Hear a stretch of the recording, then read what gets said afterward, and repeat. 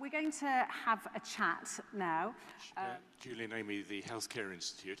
I haven't heard much mention of the rivers today.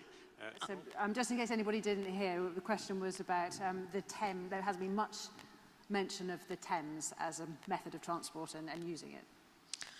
And you're absolutely right. I mean, it's a tremendous asset in all sorts of ways. We've already got a pier by St George's Wharf, and there'll be a new pier, a battery power station pretty soon, actually. So increasing the use of the river as transport.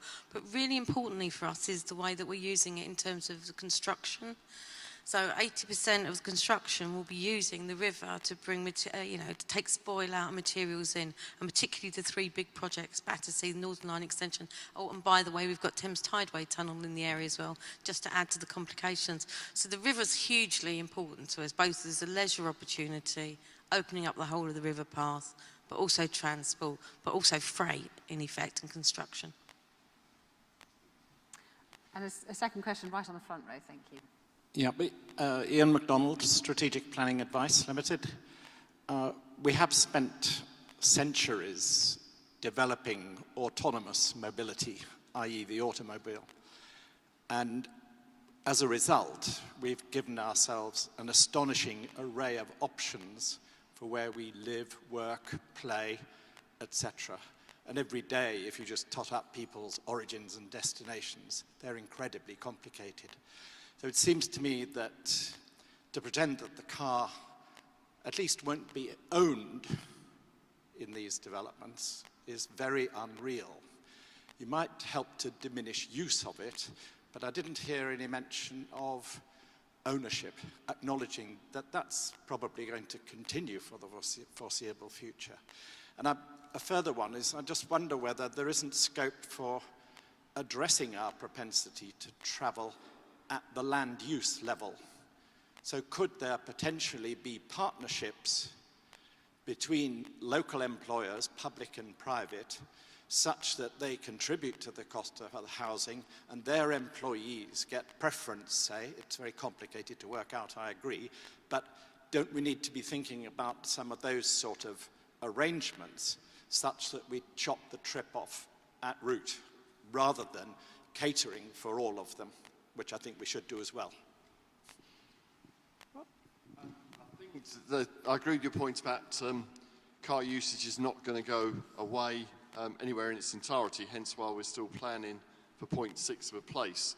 It's a good idea about can we examine a link between new employers and their staff and housing, and I'll pursue that. We are, courtesy of TfL, there's disused railway lines, so we are putting in dedicated bus routes to surrounding population areas, and that will actually shuttle people to very near employment. We want it for two reasons. One, there is carbon traffic congestion, but the other reason, we have got loads and loads and loads of families, single-parent family, and they just cannot afford to travel distances and manage their families. So we also want employment near to where people live, so they can juggle complicated lifestyles and get back into employment as well. Unless there are any other burning questions. Just make a quick point about, well, I'll say my summing up point if you want. Perfect. So I'm going to, unless there's any burning questions, I'm going to hand over to the panel. Let's start with Christian, and just any final thoughts on anything you've heard? I'd just like to pick up on the point about car use. Actually, car ownership in central London is low. It's under 50%, and it's going down. And the key point of having developments like this is to ensure there is adequate public transport and cycling facilities and the like, so that people don't have to own a car. This is a great freedom, actually, not having to own a car. Saves them a vast amount of money. There are car clubs and the like for people who need to use occasional cars. That is the way cities have to move, and successful cities have to move, and that's what's happening across the world and ought to happen in London. Thanks. For me, I think there are two things really. One is that, as we were sort of saying earlier, that granularity that very specific, detailed stuff that needs to come out now that these are very much beyond the master planning stage, and making sure the understanding of the local community, you know, the profile of that community, what they really need, and as that evolves, as people come in, and also the ecology. There's always some natural feature there so rather than sort of sweeping that away, be looking very carefully at how to build that into the character of the new development as well. And the second one really is there is an opportunity and there is a need for an exemplar or two on climate adaptation and resilience. We talked a fair bit about that in the morning sessions, and that is beyond flooding, and it is around heat and cooling and various other things as well, and just maybe some space to explore and show some examples, some ideas on that. That would be very, very helpful at this point, I think. Lovely. Helen. Not sure I've got anything to add. Only just to build off Chris's last point, we are launching the Decentralised Energy Network at City Hall in a couple of weeks' time, so everybody's welcome to join and hear the plans that are very, very well supported by everybody in North London as well as the GLA.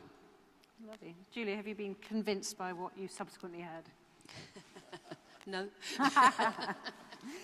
No, it's not that I'm not convinced. I just think it is a massive, massive challenge.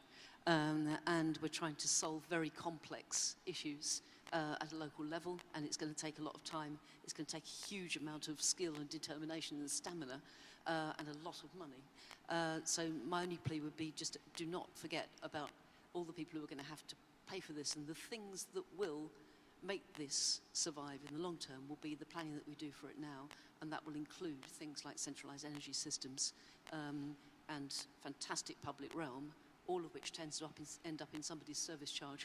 So the presenting issue about affordability may not actually be the thing that undermines it in the long term, and don't forget we're here to help. Lovely. Well, you can change your mind. It's a woman's prerogative.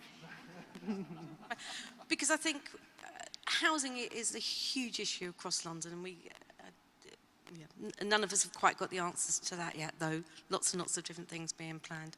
Infrastructure is a huge issue.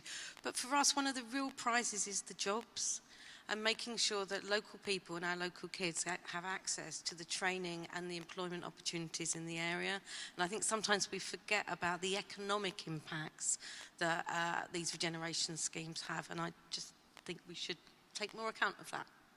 Thank you, Helen. Well said. Well, also, I guess one of the themes that has come throughout this entire day is that this kind of problems that everybody on this panel are sorting out are the problems that have been bequeathed on all of us by generations and generations of people and politicians and local elections and households not building the houses. So we are now in the situation we face where the rest of us, and particularly Rob and Helen, are trying to solve generations worth of problems. So we applaud them for that and wish both projects the best of luck. And let's show the panel our appreciation.